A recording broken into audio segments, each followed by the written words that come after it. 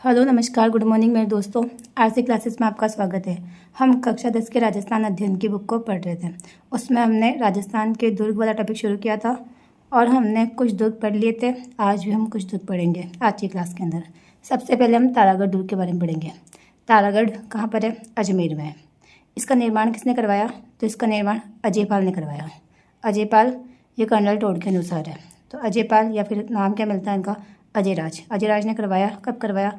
1113 ईस्वी के अंदर करवाया। तो तारागढ़ दुर्ग का निर्माण किसने करवाया? अजयराज ने करवाया 1113 ईस्वी के अंदर। और कर्नल टोड के अनुसार किसने करवाया? अजयपाल ने करवाया। तो ये हमें ध्यान रखना है।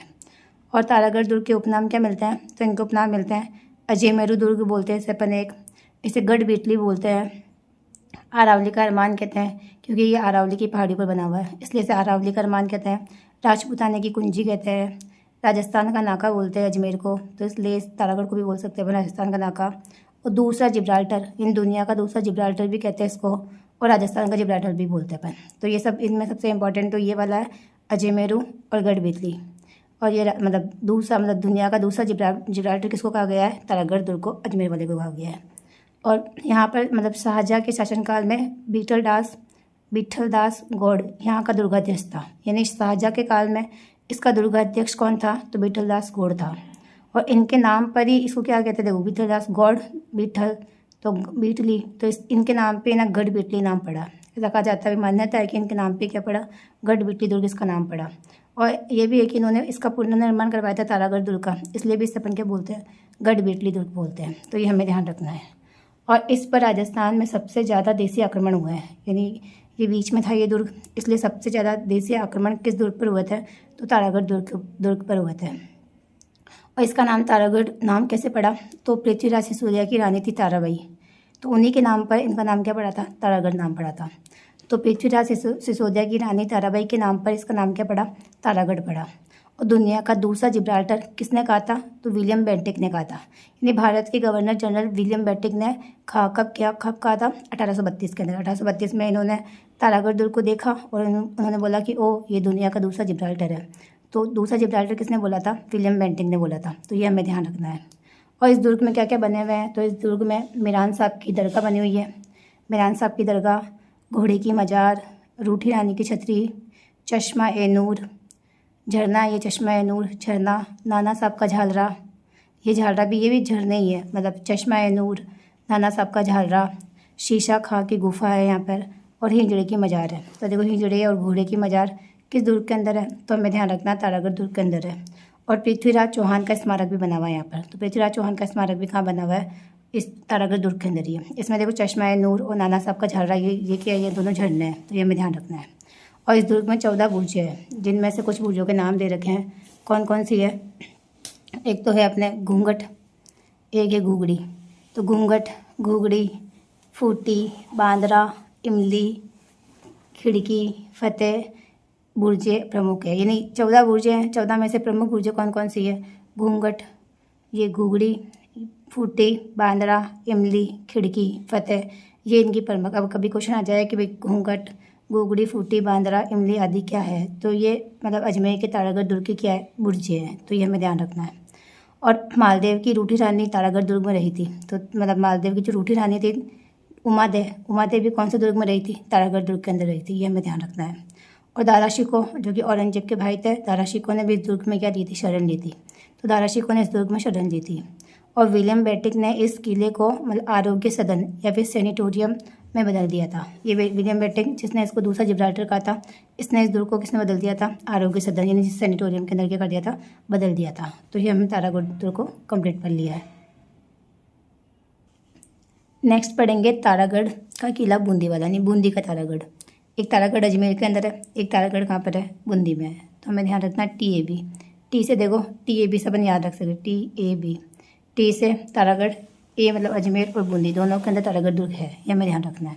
देखो, तारागढ़ जो किला, ये बूंदी वाला, ये गिरी दुर्ग है, यानी पहाड़ी पे बना हुआ दुर्ग है। तो गिरी दुर्ग है। इसका निर्माण किसने करवाया था? तो इसका निर्माण राव बर सिंह ने करवाया था। राव बर सिंह ने कब इसका निर्माण करवाया? तो 14वीं शताब्दी में करवाया था। कब करवाया था?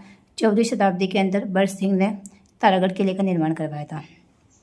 मेवाड़, मालवा और गुजरात से बूंदी की रक्षा के लिए। तो मेवाड़, मालवा और गुजरात से बूंदी की रक्षा के लिए बरस सिंह ने तारागढ़ किले का निर्माण करवाया। इसको तारागढ़ क्यों बोलते हैं? क्योंकि धरती से देखने पर आकाश में तारे के समान दिखाई देने के कारण इसका नाम क्या पड़ा? तारागढ़ नाम पड़ा। तो मतलब वही धरती से देखने पर आकाश के तारे के समान दिखाई देता है, इसीलिए इसका नाम क्या पड़ गया? तारागढ़ नाम पड़ गया। ये हमें ध्यान रखना है। और इसके बारे में ये रुडयार्ड किपलिंग, इसने क्या बोला? रुडयार्ड किपलिंग ने बोला कि ये दुर्ग मानवों द्वारा नहीं बल्कि भूत प्रेतों द्वारा बनाया गया है। तो ये भी हमें ध्यान रखना है कि इस दुर्ग को किसने बनाया? भूत प्रेतों ने बनाया। ये बात किसने बोली? तो रुडयार्ड किपलिंग ने बोली थी। रुडयार्ड किपलिंग ने क्या बोला कि ये दुर्ग मानवों द्वारा नहीं बल्कि भूत प्रेतों द्वारा बनवाया गया है। तो ये भी हमें ध्यान रखना है। ये बात किसने बोली थी? रुडयार्ड किपलिंग ने बोली थी।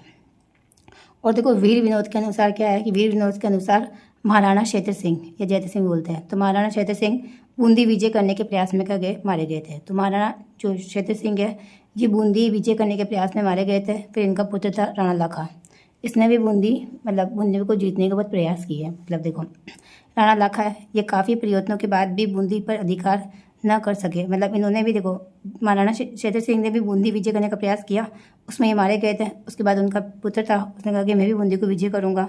मतलब ये इनके पिता नहीं कर पाए तो उन्होंने प्रतिज्ञा ली थी, लेकिन ये भी नहीं कर पाए। तो इन्होंने नकली मिट्टी का एक दुर्ग बनाया और उसको फतेह किया और अपनी प्रतिज्ञा पूरी करी। तो ये हमें ध्यान रखना है। तो इनके पुत्र थे राणा लाखा, ये काफ़ी प्रयत्नों के बाद भी बूंदी पर अधिकार न कर सके, तो इन्होंने मिट्टी का नकली दुर्ग बनवा कर उसे ध्वस्त कर अपनी प्रतिज्ञा पूरी की। लेकिन इस नकली दुर्ग की रक्षा के लिए भी कुंभाहाड़ा ने अपने प्राणों की बाजी लगा दी।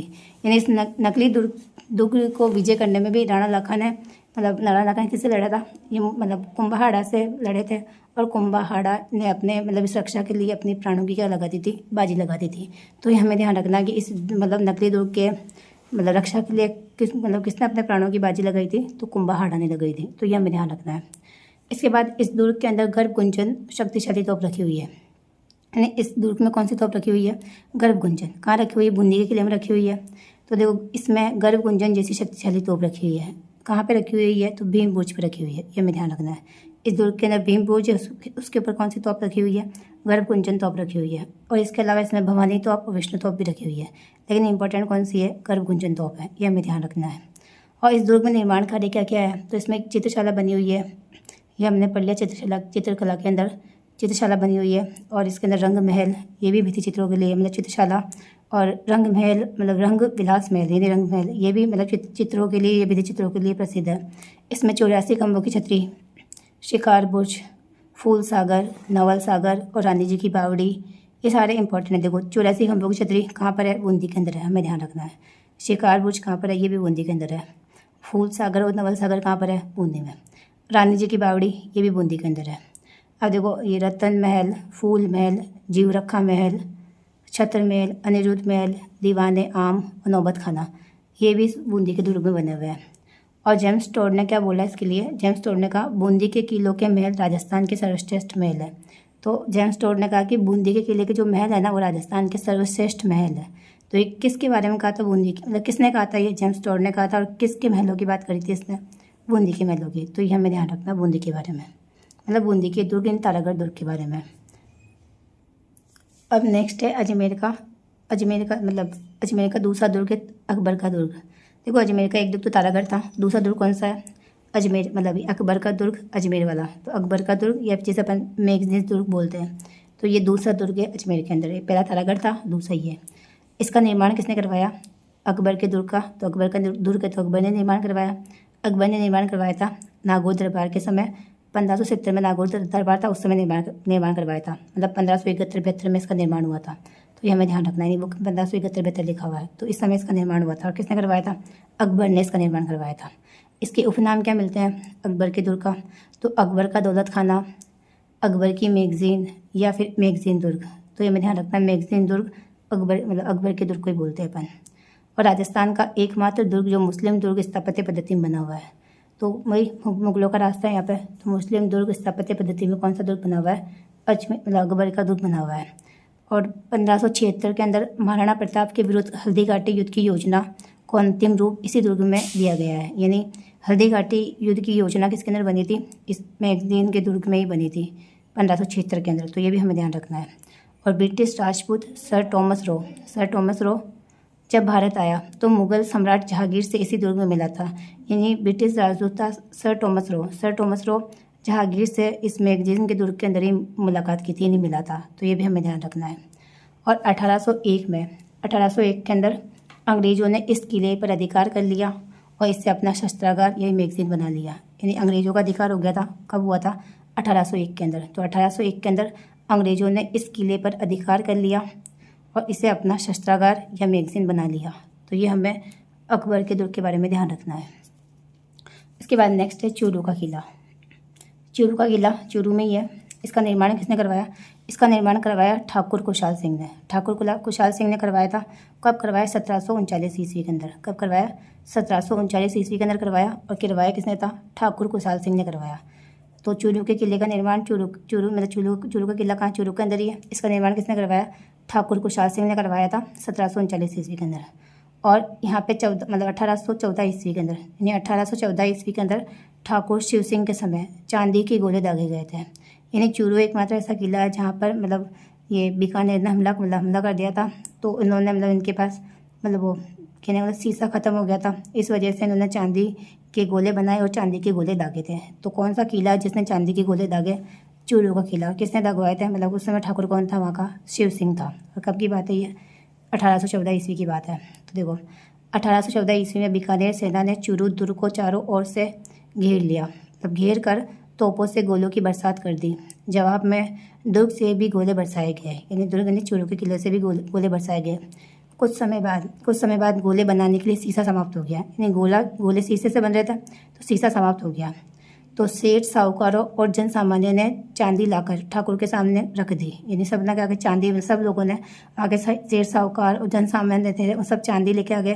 फिर चांदी के गोले बनाए गए और इन्होंने फिर चांदी के गोले बरसाए। तो इन्होंने चांदी के गोले बरसाए। तो ये चांदी के गोले किस दुर्ग ने बरसाए थे? तो चूरू के किले से बरसाए गए। तो ये हमें ध्यान रखना है। नेक्स्ट है भैंसरोडगढ़ दुर्ग। इसका निर्माण किसने करवाया था? तो भेषा शाह विरोधाचरण ने करवाया था। कन्नड़ टोर के अनुसार इसका निर्माण किसने करवाया था? भेषा शाह विरोधाचरण ने करवाया था। एकमात्र दुर्ग जिसका निर्माण व्यापारियों द्वारा करवाया गया था। तो ये दोनों व्यापारी थे, भेषा शाह और विरोधाचरण व्यापारी थे। तो एकमात्र दुर्ग जो व्यापारियों द्वारा बनाया गया था, कौन सा दुर्ग है? भैंसरोडगढ़ दुर्ग है, जो कहाँ पर है? चित्तौड़गढ़ के अंदर है। तो भैंसरोडगढ़ दुर्ग कहाँ पर है? चित्तौड़गढ़ के अंदर है। इसका निर्माण किसने करवाया? व्यापारियों ने करवाया था। कौन सा व्यापारी? भेषा शाह और विरोधाचरण ने करवाया था। ये चंबल और बावनी नदियों के संगम पर है। इन जल दुर्ग है। चंबल और बावनी नदियों के संगम पर है। और जो नदियों के संगम पर होता है, नदियों के आसपास होता है, कौन सा दुर्ग होता है? वो जल दुर्ग होता है। तो तीनों ओर से पानी से घिरा हुआ दुर्ग है। तो ये भी हमें ध्यान रखना है, तीनों ओर से पानी से घिरा हुआ दुर्ग कौन सा है? भैंसरोडगढ़ दुर्ग है। और भैंसरोडगढ़ दुर्ग एक जल दुर्ग है। ये भी हमें ध्यान रखना है। इसका उपनाम क्या है? इसे राजस्थान का वेलोर कहते हैं। तो राजस्थान का वेलोर किस दुर्ग को बोलते हैं? अपन भैंसरोडगढ़ दुर्ग को बोलते हैं। ये भी हमें ध्यान रखना है। राजस्थान का वेलोर किस दुर्ग को बोलेंगे? भैंसरोडगढ़ दुर्ग को बोलेंगे। और इसके संबंध में कर्नल टोड ने कहा है, कर्नल टोड ने क्या बोला कि यदि मुझे राजपूताना की कोई जहागीर की पेशकश की जाए तो मैं भैंसरोडगढ़ दुर्ग को चुनूंगा। यानी इन्होंने कहा था कि अगर मुझे राजपूताना की कोई जहागीर पेश कर दी जाए तो मैं कौन सी जहागीर लेना पसंद करूंगा? भैंसरोडगढ़ दुर्ग लेना पसंद करूंगा। तो ये बात किसने बोली थी? कर्नल टोड ने बोली थी। ये हमें ध्यान रखना है। और इसके बारे में एक तो बात यही है कि दौड़ शाखा के परमारों, राठौड़ों, शक्तावतों और चुंडावतों के अधिकार में रहने के बाद भैंसरोडगढ़ दुर्ग हड़ाओं को मिला। यानी ये दौड़ शाखा के परमार के पास था पहले, फिर राठौड़ों, शक्तावतों, चुंडावतों सबके अधिकार में रहा। उसके बाद हड़ाओं को मिला था। और पर अधिकांश से ये मेवाड़ के अधिकार में रहा। तो ज़्यादातर किसके अधिकार में रहा था? ये मेवाड़ के अधिकार में रहा था। तो ये हमें ध्यान रखना है। इसके बाद नेक्स्ट दुर्ग है गागरोन दुर्ग। गागरोन दुर्ग कहाँ पर है? झालावाड़ में। तो गागरोन का किला कहाँ पर है? झालावाड़ के अंदर है। ये भी एक जल दुर्ग है। ये काली सिंध और आहू नदियों के संगम पर है। भैंसरोडगढ़ दुर्ग चंबल और बामनी के संगम पर था। ये काली सिंध और आहू नदियों के संगम पर है। कौन सा? गागरोन का किला। ये भी एक जल दुर्ग की श्रेणी में आता है। जल दुर्ग है। इसका निर्माण किसने करवाया? डोड परमाणु द्वारा 11वीं शताब्दी में इसका निर्माण करवाया गया। तो हमें ध्यान रखना है, डोड परमाणु द्वारा 11वीं शताब्दी में किसका निर्माण करवाया गया? गागरोन का निर्माण करवाया गया था। और डोड परमाणु निर्माण करवाया, इसीलिए इसे डोडगढ़, धूलरगढ़, गराटपुर या धूलागढ़, देखो डोड परमाणु इसे डोडगढ़ बोलते हैं, इसे धूलरगढ़ या धूलागढ़ भी कहते हैं, इसे गराटपुर भी बोलते हैं। तो ये इनके उपनाम हो जाएंगे। तो हमें ध्यान रखना है, डोडगढ़, धूलरगढ़ तो याद ही रखना है, धूलर से धूलागढ़ भी हो जाएगा, उसे गराटपुर भी बोलते हैं। और बाद में ये देखो परमाणु के अधिकार में था पहले तो, फिर ये खींची चौहानों के अधिकार में आ गया। तो बाद में इस पर किसका अधिकार था? खींची चौहानों का अधिकार था। तो ये हमें ध्यान रखना है। और राज्य का एकमात्र किला जो बिना नींव के चट्टान पर खड़ा है। बहुत इंपॉर्टेंट बात है कि कौन सा किला है जो बिना नींव के चट्टान पर खड़ा है? गागरोन का किला है। तो राज्य का एकमात्र किला जो बिना नींव के चट्टान पर खड़ा है, कौन सा किला है? गागरोन का किला है। यह हमें ध्यान रखना है। और इस दुर्ग में कौन कौन से निर्माण है? तो इसमें संत पीपा जी की छतरी है, संत पीपा की छतरी है इसके अंदर, और सूफी संत मीठे साहब की दरगाह है। तो सूफी संत मीठे साहब की दरगाह ये भी किस दुर्ग के अंदर है? गागरोन के अंदर है। संत हमीमुद्दीन चिश्ती भी बोलते हैं, इन्हीं को अपन क्या बोलते हैं? संत हमीमुद्दीन चिश्ती भी बोलते हैं और संत मीठे शाह भी कहते हैं। तो इनकी दरगाह किस दुर्ग के अंदर है? गागरोन के दुर्ग के अंदर है। और औरंगजेब द्वारा निर्मित बुलंद दरवाज़ा भी कौन से दुर्ग के अंदर लगा हुआ है? तो बुलंद दरवाज़ा भी कहाँ पर है? गागरोन के किला के अंदर है। तो औरंगजेब द्वारा निर्मित बुलंद दरवाज़ा भी कहाँ पर है? गागरोन के किला के अंदर है। और परकोटे का निर्माण, यानी इस दुर्ग के चारों ओर परकोटा लगा हुआ है, उस परकोटे का निर्माण किसने करवाया? जालिम सिंह ने करवाया। तो गागरोन के किले का परकोटा का निर्माण भी किसने करवाया? जालिम सिंह ने करवाया। तो ये हमें ध्यान रखना है। 1423 के अंदर, 1423 ईस्वी के अंदर मांडू के सुल्तान होशंग शाह का आक्रमण हुआ था गागरोन के ऊपर। और गागरोन के शासक कौन थे? अचलदास खिची। तो अचलदास खिची लड़ते हुए वीरगति को प्राप्त हुए हैं। और इसमें मतलब गागरोन का पहला साका हुआ था इस समय। तो 1423 के अंदर मांडू के सुल्तान होशंग शाह ने आक्रमण किया था और अचलदास खिची लड़ते हुए वीरगति को प्राप्त हुए। और ये मतलब गागरोन का प्रथम साका था। और 1444 के अंदर महमूद खिलजी प्रथम का आक्रमण हुआ था। तो महमूद खिलजी प्रथम का आक्रमण कब हुआ था? 1444 के अंदर हुआ था। और यहाँ पे पालन सिंह यहाँ के शासक थे। तो पालन सिंह लड़ते हुए वीरगति को प्राप्त हुए थे। और इस महमूद खिलजी प्रथम ने मतलब गागरोन दुर्ग का नाम बदल कर क्या रख दिया था? मुस्तफाबाद रख दिया था। तो मुस्तफाबाद भी किसका नाम रखा था? गागरोन दुर्ग का नाम रखा था। किसने रखा था? तो महमूद खिलजी प्रथम ने रखा था। और इस समय इसका दूसरा साका हुआ था। तो ये हमें ध्यान रखना गागरोन दुर्ग के बारे में। ये हमने कुछ दुर्ग पढ़ ली है, अब बचे हुए शेष दुर्ग हम नेक्स्ट क्लास में पढ़ेंगे। Thank you.